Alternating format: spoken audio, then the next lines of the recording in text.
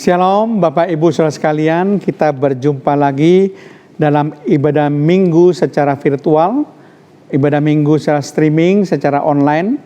Saya percaya Bapak Ibu akan menikmati ibadah ini sekalipun kita tidak beribadah secara tatap muka. Tetapi kita percaya sekalipun secara virtual, Tuhan juga akan bekerja. Tuhan akan memberikan kekuatan bagi kita. Karena kita perlu mengisi hidup kita ini dengan firman Tuhan. Kita perlu memuji memuliakan Tuhan. Sebab Tuhan memang layak dipuji. Dia adalah Raja di atas segala Raja. Tuhan di atas segala Tuhan. Dan Allah di atas segala Allah. Bapak Ibu Saudara sekalian, mari kita persiapkan hati kita untuk kita memasuki persekutuan dengan Tuhan. Sungguh-sungguh kita persiapkan Alkitab Bapak Ibu semuanya. Dan kita sungguh-sungguh akan memuji dan memuliakan Tuhan. Supaya kita siap untuk ditaburi benih firman Tuhan. Kita akan buka ibadah streaming secara online virtual ini dengan doa terlebih dahulu. Terima kasih Tuhan. Tuhan sungguh amat baik. Dari hari ke hari Tuhan memelihara kami. Bahkan setiap saat Tuhan memelihara kami. Tuhan tidak pernah tinggalkan kami. Tuhan tidak pernah membiarkan kami. Penyertaan-Mu adalah ya dan amin adanya Tuhan. Tuhan juga memberkati setiap apapun yang kami lakukan dengan keberhasilan dan keberuntungan. Dan sekarang Tuhan, kami akan beribadah kepada Tuhan. Tuhan pimpin ibadah ini dari permulaan sampai pada akhirnya. Iblis dan roh jahat yang ingin mengganggu jalannya ibadah ini, di dalam nama Tuhan Yesus Kristus kami usir keluar. Darah Yesus hancurkan setiap pekerjaan iblis dan roh jahat. Roh Kudus akan beracara sepanjang ibadah berlangsung. Lawat setiap jemaat, bahkan jamah setiap hati jemaat. Kami ingin bukan cuma kami beribadah, tapi kami juga akan menikmati ibadah itu Tuhan. Kami menikmati bagaimana Tuhan boleh berbicara secara pribadi kepada kami. Terpujilah nama-Mu Tuhan, tutup bungkus baik tubuh jiwa roh kami dengan darah Tuhan Yesus. Pagari bentengi kami dalam nama Tuhan Yesus. Haleluya. Amin. Shalom jemaat GPPS yang dikasihi Tuhan. Puji Tuhan, kita bersama-sama kembali beribadah. Dan kita akan bersama-sama membawa hati dan hidup kita kepada Tuhan. Amin. Sebab Allah sumber kuatku. Amin. Yang percaya bahwa Allah sumber kuat kita, kita menaikkan pujian ini bersama-sama. Oh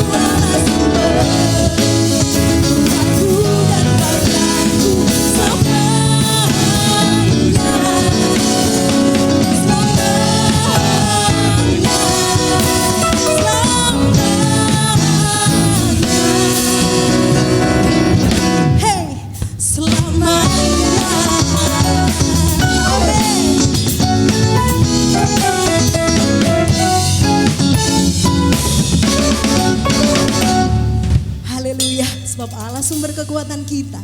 Dalam firman-Nya berkata bahwa adalah baik diam di dalam perlindungan dan pertolongan Tuhan. Adalah baik diam menanti pertolongan Tuhan. Setiap kita yang percaya Tuhan pasti menolong. Biarlah kita tetap menguatkan iman kita di hadapan Tuhan. Tuhan penolongku. Amin.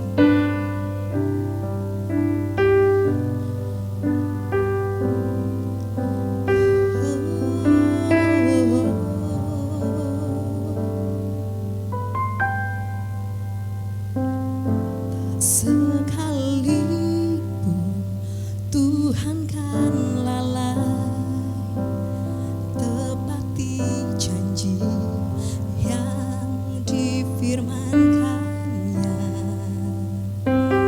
Tak sekalipun Tuhan kan gagal genapi semua yang dirancangkannya. Ku mau bersorak memuji kebesaran-Mu.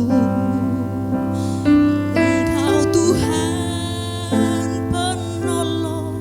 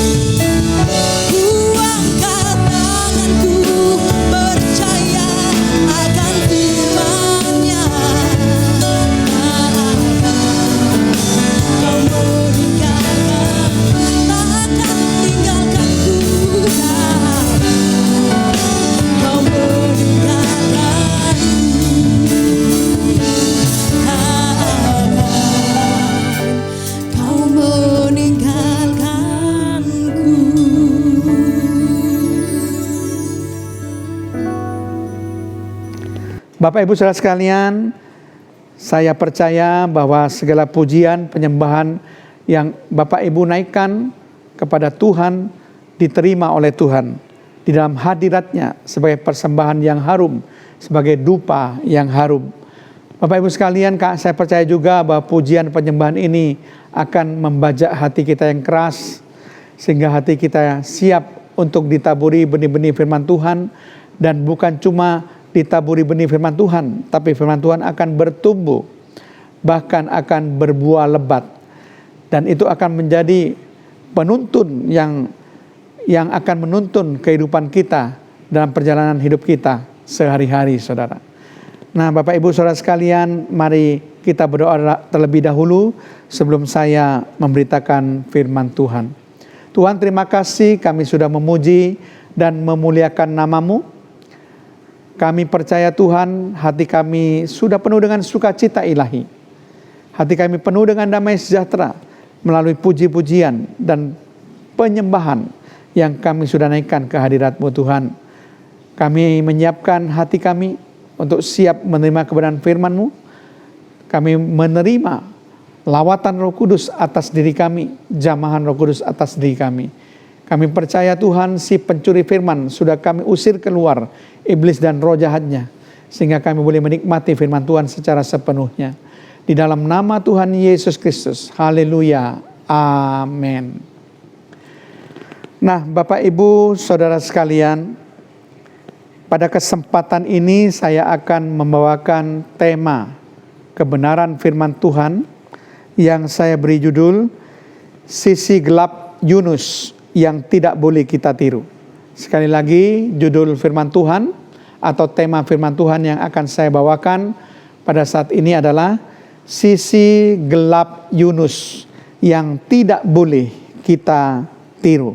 Nah, saudara sekalian, saya percaya saudara semua mengerti tentang fakta yang diungkapkan di dalam Alkitab, yaitu berupa kisah tentang Yunus, di mana Nabi Yunus ini diperintahkan atau disuruh oleh Tuhan untuk berangkat ke kota Niniwe untuk memperingati penduduk kota Niniwe akan segala kejahatannya, saudara.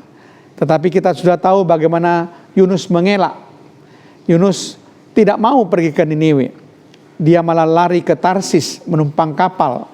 Dan kita tahu juga bagaimana kisahnya bahwa kapal yang ditumpangi Yunus itu akan tenggelam sehingga dibuang undi siapa yang harus diceburkan ke dalam laut, dan Yunuslah yang akhirnya kena undian itu, dan dia diceburkan ke dalam laut, kemudian ditelan oleh seekor ikan besar, dan 3 hari 3 malam dia berada dalam perut ikan besar itu. Dan Tuhan berbicara kepada Yunus secara pribadi, dan Tuhan menyuruh ikan besar itu memuntahkan Yunus untuk kembali Yunus pergi ke Niniwe. Cerita ini saya percaya Bapak Ibu tahu semuanya. Nah, kita akan mencoba menggali kebenaran firman Tuhan mengenai sisi gelap daripada Yunus ini yang menjadi peringatan bagi kita untuk tidak kita tiru, untuk tidak kita lakukan. Coba kita lihat terlebih dahulu bagaimana peristiwa ini supaya ada dasar yang kuat untuk saya akan menggali dan menerangkan ya tentang sisi gelap Yunus ini. Coba kita baca terlebih dahulu Yunus pasal pertama ayat 1 sampai 2. Dikatakan demikian. Datanglah firman Tuhan kepada Yunus bin Amitai. Demikian ayat 2. Bangunlah, pergilah ke Niniwe, kota yang besar itu, berserulah terhadap mereka. Perhatikan kata-kata yang diperintahkan Tuhan pada Yunus. Berserulah kepada mereka, karena kejahatannya telah sampai kepadaku. Jadi saudara perhatikan baik-baik, perintah Tuhan itu sangat jelas. Yunus diutus untuk pergi ke kota Niniwe, untuk berseru memperingatkan penduduk kota Niniwe karena kejahatannya. Tuhan katakan kejahatannya telah sampai kepadaku. Nah saudara, tetapi ini berlawanan dengan keinginan hati daripada Yunus. Yunus mengelak. Yunus tidak mau pergi ke kota Niniwe, tetapi dia lari ke Tarsis. karena ia menginginkan Niniwe dihancurkan dan dihukum oleh Tuhan. Nah, saudara perhatikan baik-baik di sini. Jadi kita dapat fakta di sini bahwa Yunus lari ke Tarsis, tidak mau pergi ke Niniwe karena ingin supaya Niniwe dihukum oleh Tuhan. Saudara perhatikan baik-baik hati daripada Yunus ini.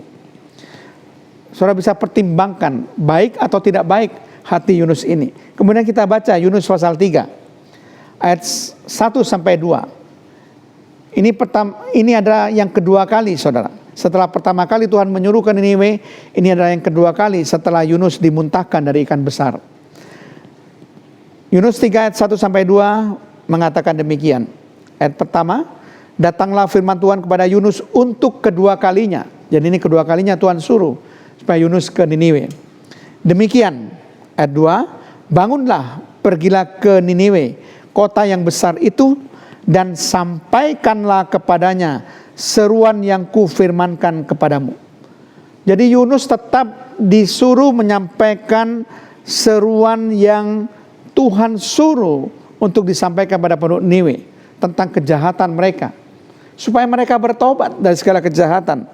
Sampaikan kepadanya seruan yang kufirmankan kepadamu. Tuhan sudah memberikan firman kepada Yunus untuk dikatakan pada penduduk Niniwe.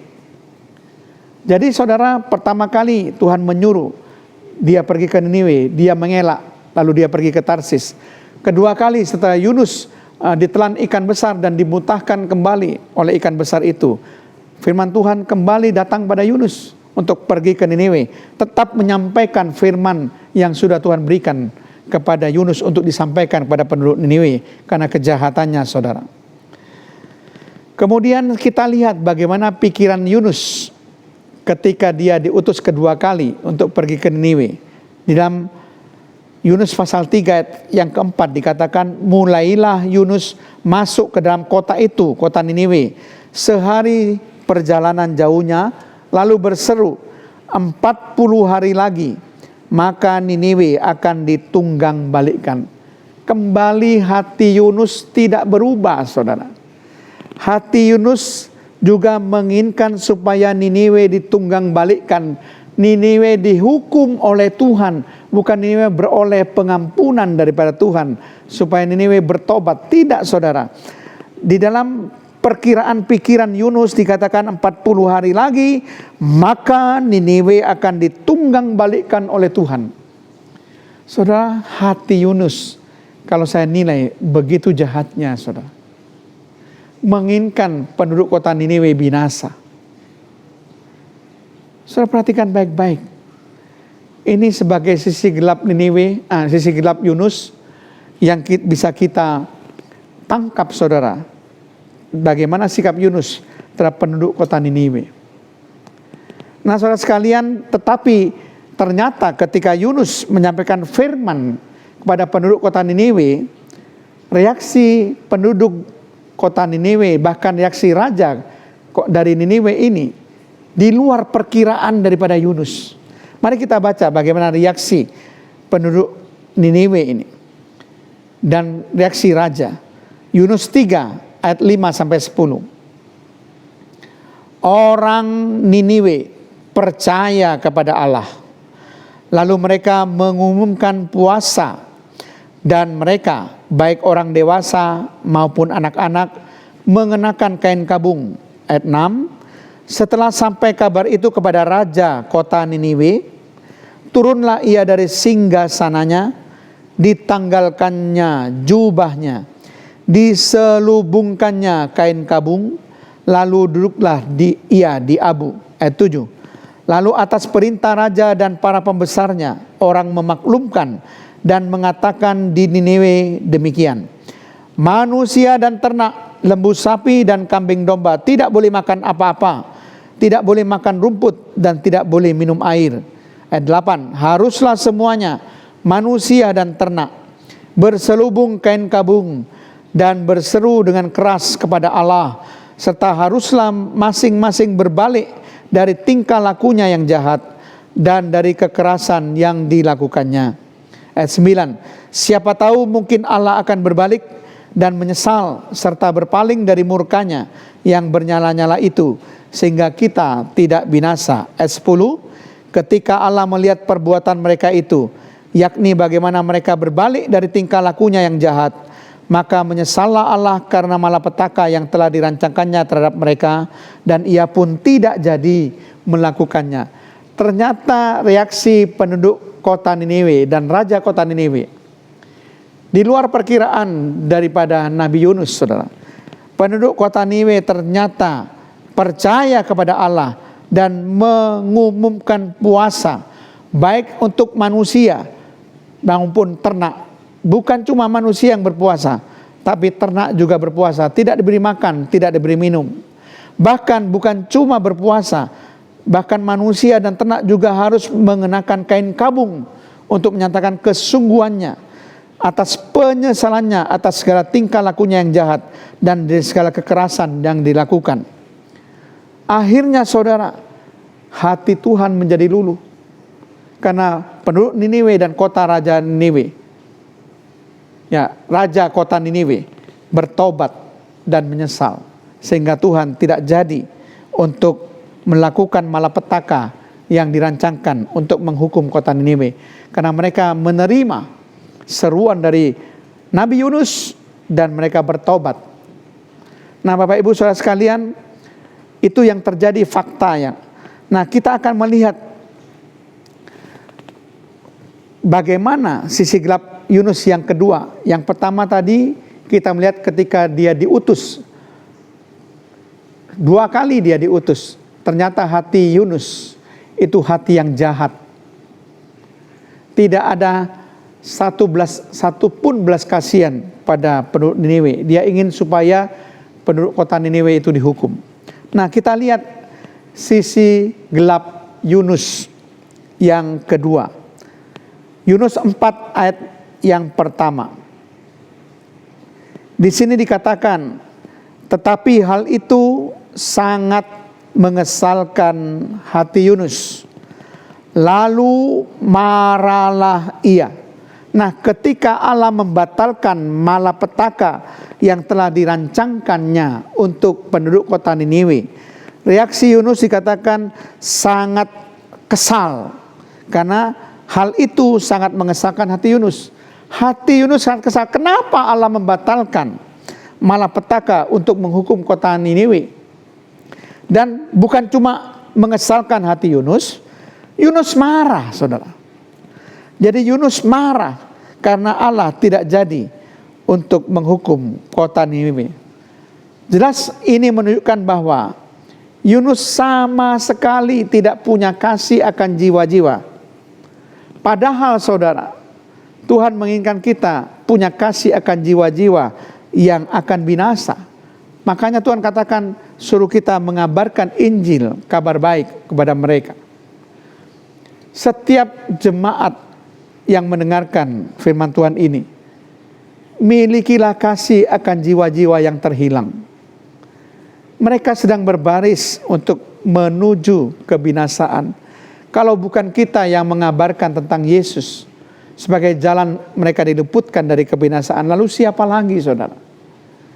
Itu sebabnya kenapa Yesus memberikan kepada kita tanggung jawab untuk memberitakan amanat agung. Sebab itu pergilah, jadikanlah segala bangsa itu muridku. Kita harus mengabarkan Injil dan memuridkan mereka. Pergi untuk mengabarkan Injil, kabar baik. Dan mereka harus didewasakan, dimuridkan, supaya lebih mengerti tentang firman Tuhan, perintah-perintah Tuhan, ketetapan-ketetapan Tuhan, sehingga akhirnya mereka boleh diselamatkan, Bapak Ibu Saudara sekalian. Karena dikatakan juga, ajarlah mereka tentang semua yang kuperintahkan kepadamu. Mengajar mereka firman, itu menjadi tugas dan tanggung jawab kita. Memberitakan Injil, lalu mengajarkan firman, mendewasakan mereka, sehingga mereka menjadi murid. Bukan sekedar orang percaya, tapi mereka betul menjadi murid. Jadi hal pertama yang harus mendasari adalah kasih. Kalau kita tidak punya kasih kepada sesama kita, saudara tidak akan tergerak untuk memberitakan Injil kepada mereka. Dan kasihlah juga yang menjadi alasan kenapa Allah ingin menyelamatkan umat manusia, mengirimkan putranya yang tunggal untuk menebus dosa manusia. Karena dikatakan Yohanes 3:16, karena demikianlah kasih Allah akan dunia ini, sehingga ia mengaruniakan anaknya yang tunggal. Nah, saudara perhatikan di sini. Karena demikianlah kasih Allah akan dunia ini. Jadi kasihlah yang mendasari kenapa rencana keselamatan itu dibuat oleh Allah. Kasihlah yang mendasari kenapa rencana penebusan itu dibuat oleh Allah. Kasihlah yang mendasari kenapa Allah sampai mengirimkan anaknya yang tunggal, anaknya yang satu-satunya, yaitu Yesus Kristus, untuk mati di kayu salib guna menyelamatkan umat manusia. Allah sudah memberikan contoh bahwa kasih itu menjadi faktor yang amat penting supaya kita punya hati untuk berbelas kasihan, untuk menyelamatkan orang-orang yang akan binasa. Dan kasih ini tidak dimiliki oleh Yunus. Hatinya jahat, dan dia juga tidak punya kasih akan jiwa-jiwa yang terhilang. Saudara perhatikan baik-baik di sini. Padahal Tuhan katakan hukum terutama adalah hukum kasih. Selain kasih kepada Tuhan Allah kita dengan segenap hati kita, pikiran kita, akal budi kita, kekuatan kita, juga kasihlah sesamamu manusia seperti dirimu sendiri. Kalau saudara ingin dirimu sendiri selamat, Tuhan katakan kasihlah kepada sesamamu sama seperti itu, supaya sesamamu juga selamat, saudara. Itu yang ditekankan oleh firman Tuhan. Kita harus punya kasih di dalam hati kita ini akan jiwa-jiwa yang terhilang, jiwa-jiwa yang akan binasa. Dalam hal ini, kasih akan jiwa-jiwa kota Niniwe, penduduk Niniwe yang akan binasa. Tetapi di sini reaksi Yunus terbalik. Hatinya jadi kesal karena Tuhan tidak menghukum penduduk kota Niniwe. Bahkan ia marah karena Tuhan tidak jadi untuk menyampaikan malapetaka, melakukan malapetaka kepada penduduk kota Niniwe. Ini sisi gelap Yunus. Selain hatinya yang jahat, dia tidak punya kasih akan jiwa-jiwa yang terhilang, yang akan binasa. Kemudian sisi gelap yang ketiga, kita bisa baca Yunus pasal 4 ayat 3-4. Dikatakan demikian. Jadi sekarang ya Tuhan, cabutlah kiranya nyawaku, karena lebih baik aku mati daripada hidup. Tetapi firman Tuhan, layakkah engkau marah? Saudara perhatikan, Yunus minta mati karena Tuhan tidak jadi menghukum Niniwe. Ia ingin Tuhan menuruti keinginannya, seharusnya ia menaklukkan keinginannya kepada kehendak Tuhan, bukan sebaliknya memaksakan kehendaknya. Saudara, sisi gelap Yunus yang ketiga adalah Yunus tidak menaklukkan keinginannya kepada kehendak Tuhan. Malah dia ingin supaya Tuhan yang menuruti kehendaknya, Tuhan yang menuruti keinginannya, saudara. Ini yang terbalik, saudara. Dia ingin supaya Tuhan menghukum Niniwe. Karena Tuhan tidak menghukum, maka dia kesal. Lalu dia marah kepada Tuhan. Sehingga Tuhan menyindir, layakkah engkau marah? Saudara, sindiran dari Tuhan kepada Yunus ini sangat jelas sekali, saudara. Jadi Yunus ingin memaksakan kehendaknya. Kehendaknya itu yang dilakukan oleh Tuhan, bukan kehendaknya Tuhan yang terjadi. Ini terbalik, saudara. Sesuatu hal yang seharusnya tidak kita lakukan. Kita harus menaklukkan keinginan kita, kehendak kita kepada kehendak Tuhan. Bukan kita memaksakan kehendak kita. Bukan kita memaksakan kehendak Tuhan yang harus tunduk pada kehendak kita. Tuhan yang harus melakukan kehendak kita, bukan, saudara. Justru kita yang harus melakukan kehendak Tuhan. Itu sisi Yunus yang ketiga. Malahan dia katakan, kalau gitu cabut kiranya nyawaku Tuhan, karena lebih baik aku mati daripada hidup. Bayangkan, saudara. Karena kehendaknya tidak dituruti, dia katakan, cabut saja nyawaku, lebih baik aku mati. Dia merajuk. Dia katakan, lebih baik aku mati, cabut saja nyawaku, kalau Tuhan tidak mau menghukum kota Niniwe. Saudara perhatikan, tidak ada sama sekali, saudara, pertobatan di dalam Yunus dalam hal ini. Dia tidak sadar kalau dia adalah nabi Tuhan. Dia tidak sadar kalau seorang nabi hanya menyampaikan apa yang Tuhan suruh untuk disampaikan. Hanya menyampaikan firman yang Tuhan suruh untuk disampaikan. Tapi Yunus tidak sadar posisinya, bahwa dia adalah seorang nabi. Saudara, di sini Tuhan memberikan suatu sikap bagaimana hatinya kepada penduduk kota Niniwe yang sudah bertobat, yang sudah memakai kain kabung, bahkan sudah berpuasa supaya Tuhan tidak murka. Di dalam Yunus pasal 4 ayat 11 kita tahu hati Tuhan seperti apa. Berlawanan dengan hati Yunus. Yunus 4 ayat 11, bagaimana tidak aku akan sayang kepada Niniwe, kota yang besar itu, yang berpenduduk lebih dari 120.000 orang, yang semuanya tak tahu membedakan tangan kanan dari tangan kiri, dengan ternaknya yang banyak. Perhatikan di sini dikatakan, aku sayang kepada Niniwe. Itulah kasih yang tanpa syarat. Itulah kasih ilahi. Itulah kasih agape yang tidak bisa disamakan dengan kasih apapun di dunia ini. Kasih yang tertinggi. Tuhan sayang akan Niniwe sehingga dia tidak menghukum Niniwe. Karena penduduk Niniwe menyesal dan bertobat atas segala kejahatan dan kekerasan yang dilakukannya, saudara. Bertolak belakang dengan Yunus yang memaksakan kehendak, memaksakan keinginannya supaya Tuhan menghukum kota Niniwe. Inilah sisi gelap Yunus yang ketiga, saudara. Memaksakan kehendaknya, tidak menaklukkan kehendaknya kepada kehendak Tuhan. Nah, saudara, kalau saudara perhatikan, Yunus minta mati bukan satu kali saja, tapi dua kali untuk persoalan yang berbeda, saudara. Yang pertama karena persoalan Niniwe yang tidak dihukum oleh Tuhan. Yang kedua karena persoalan pohon jara yang ditumbuhkan Tuhan, itu menjadi layu dan mati atas seizin Tuhan. Coba kita akan melihat, saudara. Yunus 4 ayat 8 sampai 9, bagaimana Yunus meminta mati yang kedua kali. Ayat 8, segera sesudah matahari terbit, maka atas penentuan Allah bertiuplah angin timur yang panas terik, sehingga sinar matahari menyakiti kepala Yunus. Lalu rebalah ia lesu dan berharap supaya mati. Katanya, lebih baiklah aku mati daripada hidup. Tetapi berfirmanlah Allah kepada Yunus, layakkah engkau marah karena pohon jara itu? Jawabnya, selayaknya lah aku marah sampai mati. Saudara bayangkan betapa tidak sopannya Yunus dalam menjawab Tuhan.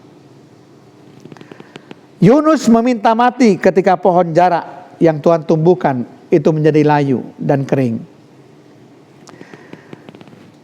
Dan Tuhan juga mendatangkan angin timur yang panas terik, dan itu menyakiti kepala Yunus karena pohon jaraknya sudah layu dan kering, tidak menudungi lagi, saudara.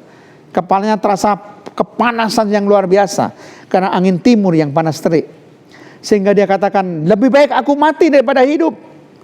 Tuhan menyindir kedua kalinya, layakkah engkau marah karena pohon jara itu? Sebab engkau tidak menumbuhkan pohon jara itu. Aku yang menumbuhkan, bukan engkau, bukan usahamu. Dan jawaban Yunus itu sangat luar biasa dan mencengangkan ketika ditanyakan, layakkah engkau marah karena pohon jara itu? Yunus menjawab, katanya, selayaknya aku marah sampai mati. Saudara, betapa tidak sopannya jawaban Yunus ini. Tidak ada hormat atas pertanyaan Tuhan, layakkah engkau marah? Layak aku marah sampai mati. Untung saja Tuhan itu bukan Tuhan yang jahat. Kalau Tuhan yang jahat sudah habis Yunus itu. Tapi Tuhan adalah Tuhan yang penuh kasih, yang selalu memberi kesempatan kepada Yunus untuk bisa bertobat dan menyadari kesalahannya. Yunus memang akhirnya dipakai Tuhan. Dia bertobat, dia ngerti akan kesalahannya, dia tetap dipakai oleh Tuhan. Karena Tuhan yang penuh kasih itu sungguh-sungguh ingin supaya Yunus betul-betul bisa berubah. Saudara sekalian, 2 kali Yunus merajuk meminta mati karena keinginannya. Tidak dipenuhi, Niniwe dilepaskan dari hukuman Tuhan. Yang kedua, karena pohon jarak yang Tuhan tumbuhkan layu dan mati karena ulat. Karena Tuhan izinkan ulat terjadi. Di dalam Yunus pasal 4 ayat 6-7 kita dapat gambaran jelas kenapa pohon jarak itu mati dan layu. Ayat 6, lalu atas penentuan Tuhan, jadi atas kehendak Tuhan ini, atas penentuan Tuhan Allah, tumbuhlah sebatang pohon jarak melampaui kepala Yunus untuk menaunginya. Jadi Tuhan yang menumbuhkan pohon jarak supaya Yunus tidak kepanasan, dinaungi oleh pohon jarak. Agar ia terhibur dari kekesalan hatinya, karena sebelumnya Yunus merasa kesal karena Tuhan tidak jadi menghukum kota Niniwe. Betapa Tuhan begitu sabar kepada Yunus. Yunus sangat bersuka cita karena pohon jarak itu. Tetapi keesokan harinya ketika fajar menyingsing, atas penentuan Allah, atas kehendak Allah juga, datanglah seekor ulat yang menggerek pohon jarak itu sehingga layu. Jadi Tuhan yang menumbuhkan dan Tuhan yang mengizinkan seekor ulat menggerek pohon jarak sehingga menjadi layu. Dan Tuhan yang mengirimkan angin timur yang panas terik. Dan ternyata Yunus tidak lolos ujian, saudara. Dia ingin mati karena merasa pohon jarak ini tidak lagi menaungi dia. Dia kesal karena pohon jarak ini menjadi mati, menjadi layu. Kemudian dia menjadi marah. Sehingga Tuhan menyindir, layakkah engkau marah? Nah, saudara sekalian, kita sudah belajar ada 3 sisi gelap daripada Yunus yang tidak boleh kita tiru, yaitu hati Yunus yang jahat. Yang kedua, Yunus tidak memiliki kasih, tidak memiliki kasih di dalam hatinya akan jiwa-jiwa yang akan binasa. Dan yang ketiga, Yunus tidak menaklukkan kehendaknya atau keinginannya kepada kehendak Tuhan. Yunus memaksakan kehendaknya sendiri supaya Tuhan menuruti keinginannya.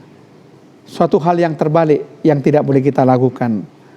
Mari kita menjadi pribadi-pribadi yang punya hati yang baik terhadap sesama kita. Punya pribadi-pribadi yang punya kasih akan jiwa-jiwa yang tersesat, jiwa-jiwa yang terhilang, jiwa-jiwa yang akan binasa. Sehingga kita mau melakukan amanat agung, memberitakan Injil kepada mereka supaya mereka diselamatkan. Mari kita menaklukkan kehendak kita, keinginan hati kita kepada Tuhan, bukan memaksakan kehendak kita supaya Tuhan menuruti keinginan kita. Amin. Tuhan Yesus memberkati Bapak Ibu semuanya. Mari kita berdoa. Terima kasih Tuhan, hamba-Mu sudah menyampaikan kebenaran firman-Mu. Kami percaya firman-Mu akan mengajar kami supaya kami boleh mengambil hikmah dari hidup dari Nabi Yunus ini Tuhan. Menjadi hamba Tuhan yang benar, yang berkenan di hadapan Tuhan. Terpujilah nama-Mu Tuhan, berkati seluruh jemaat, berkati setiap persembahan, persepuluhan yang diberikan jemaat untuk gereja di tempat ini.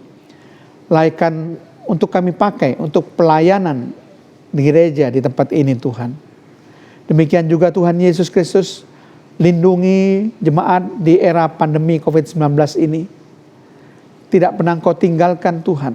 Engkau tetap menyertai jemaat. Engkau tidak membiarkan meninggalkan jemaat. Engkau menjaga jemaat dengan pelindungan-Mu Tuhan. Tuhan, perkenankan hamba-Mu berdoa untuk seluruh jemaat di dalam nama Tuhan Yesus Kristus. Tuhan memberkati segala pekerjaan jemaat. Tuhan memberkati segala usaha jemaat. Tuhan memberkati segala pelayanan jemaat. Tuhan memberikan jemaat dengan umur panjang dan kesehatan ilahi.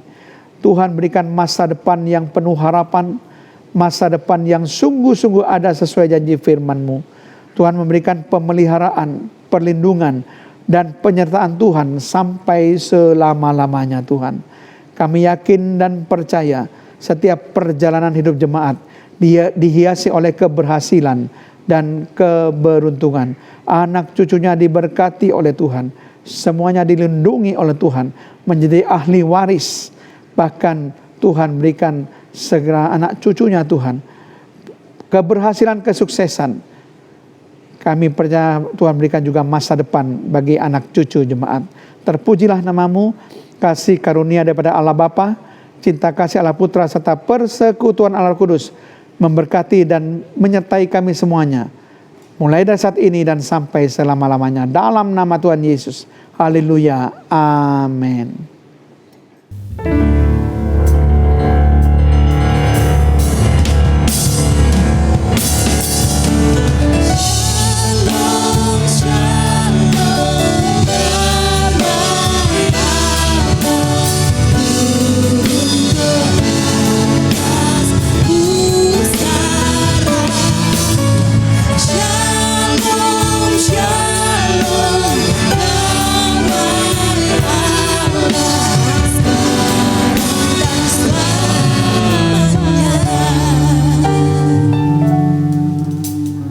Seperti susu